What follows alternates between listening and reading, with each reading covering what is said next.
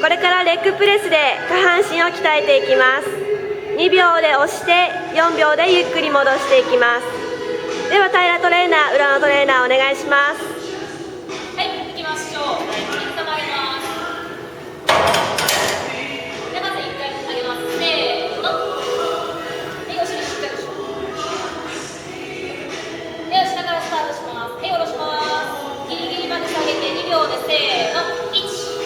4秒かけて1、2、3、4、はい、OK。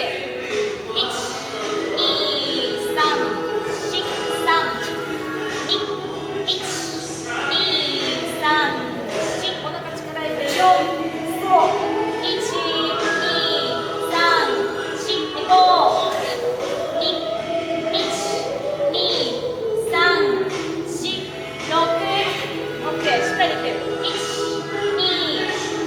高野で押して、7、2、1、2、3、4、8、いけるいける、OK、はい、下ろす、1、2、3、4、9、2、1、2、3、4、10、はい、ゆっくり下ろす、休まずに、2、3、4、押して、1、いけるいける、OK。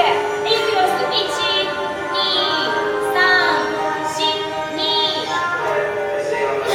ゆっくり下ろす。1、2、ラスト3回膝内側入れないで。